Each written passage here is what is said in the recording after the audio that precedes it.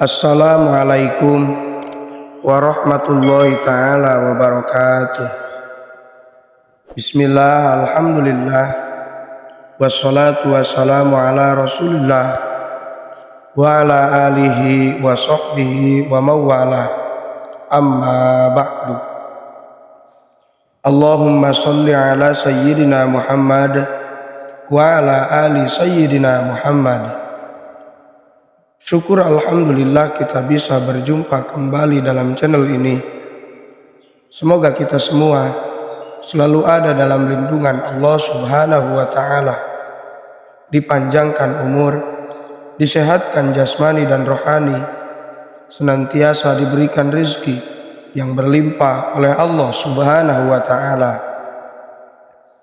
Sholawat dan salam semoga tetap tercurah limpahkan kepada baginda Nabi Shallallahu Alaihi Wasallam,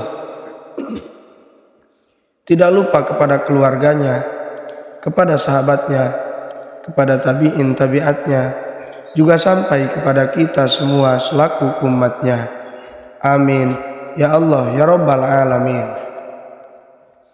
Hadirin sahabat beriman yang dirahmati Allah, banyak orang tampak tidak peduli jika pekerjaan yang dilakukannya tidak halal atau melanggar ketentuan syariat.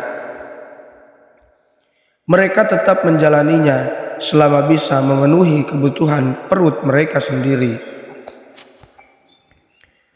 Mereka sudah terlena akan kenikmatan dunia yang hanya sesaat, mencari kekayaan sebanyak-banyaknya untuk memenuhi keinginan yang tidak pernah habis.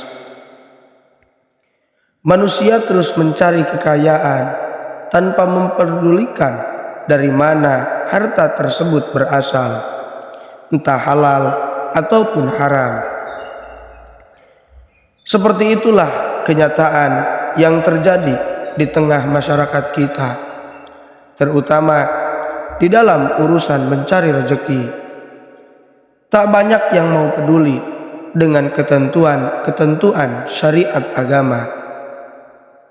Hal tersebut sebagaimana yang disabdakan oleh Rasulullah Shallallahu Alaihi Wasallam, akan datang suatu zaman di mana manusia tidak lagi peduli dari mana mereka mendapatkan harta, apakah dari usaha yang halal ataupun haram. Hadis riwayat Bukhari. Hadirin sahabat beriman yang dirahmati Allah, berikut ini 3 jenis pekerjaan di akhir zaman yang akan dilaknat Allah Subhanahu wa ta'ala sesuai sabda Rasulullah Shallallahu Alaihi Wasallam. Silakan simak video ini sampai akhir, dan bagi sahabat semua yang belum bergabung dengan channel ini, silakan bergabung dengan cara tekan tombol subscribe, like, komen dan juga share sebanyak-banyaknya untuk membantu mengembangkan channel ini menjadi channel yang lebih baik dan lebih bermanfaat lagi. Semoga kebaikan sahabat beriman dibalas oleh Allah Subhanahu wa ta'ala. Hadirin sahabat beriman yang dirahmati Allah, yang pertama adalah suap menyuap. Sering kita mendengar hal-hal yang berbau suap, bahkan yang seharusnya halal tapi bisa menjadi haram karena suap. Seseorang menjadi rela melakukan suap untuk mendapatkan sesuatu yang mereka inginkan. Dari Ibnu Umar radhiyallahu anhu, ia berkata, Rasulullah Shallallahu Alaihi Wasallam melaknat yang memberi suap dan yang menerima suap. Hadis riwayat At-Tirmidzi. Yang kedua, bekerja yang mengarah pada perbuatan zina. Hadirin sahabat beriman yang dirahmati Allah, ketika zina sudah menjadi pekerjaan, mereka berdalih dengan susahnya mendapatkan pekerjaan, yang akhirnya mereka melakukan perzinahan untuk dapat menghidupi dirinya dan keluarganya.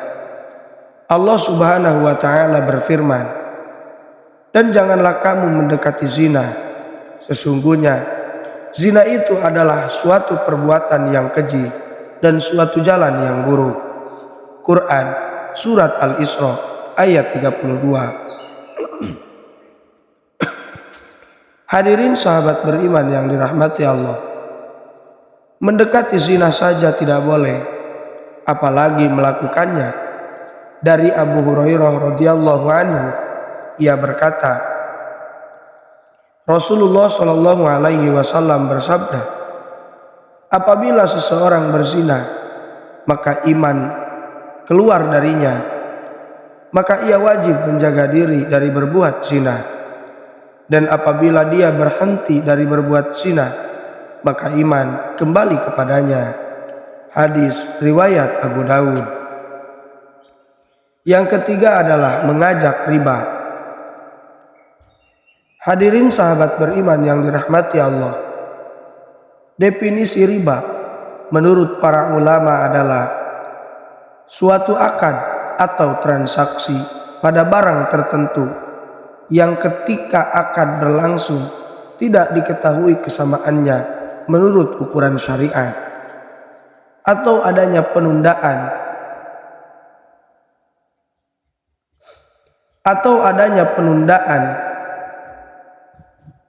penyerahan kedua barang atau salah satunya. Hal tersebut sebagaimana ditulis di dalam kitab Mughnil Muntaj.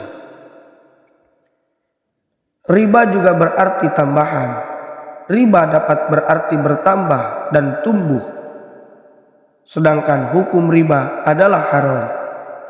Sebagaimana firman Allah Subhanahu wa Ta'ala, padahal Allah telah menghalalkan jual beli dan mengharamkan riba.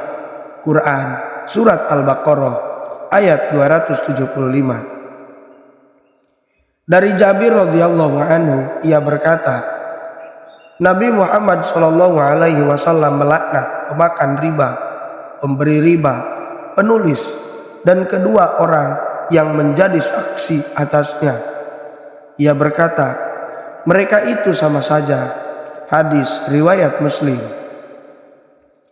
Bahkan pelaku riba sama saja mengumumkan perang pada Allah dan Rasul-Nya. Adakah peluang untuk menang? Tentu tidak.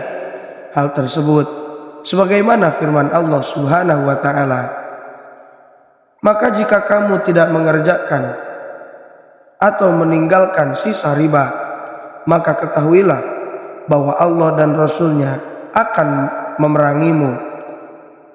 Dan jika kamu berbuat dari pengambilan riba, maka bagimu pokok hartamu, kamu tidak menganiaya dan tidak pula dianiaya.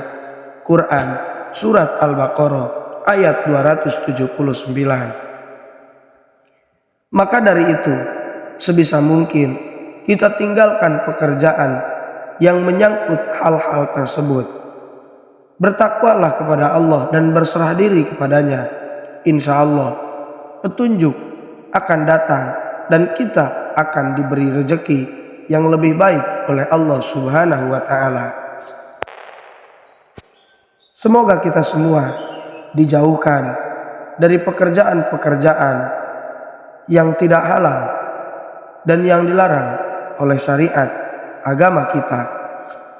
Dan semoga apa yang saya sampaikan bisa bermanfaat bagi kita semua. Amin ya Allah ya Rabbal Alamin. Mungkin itu saja yang bisa saya sampaikan. Mohon maaf apabila terdapat kesalahan.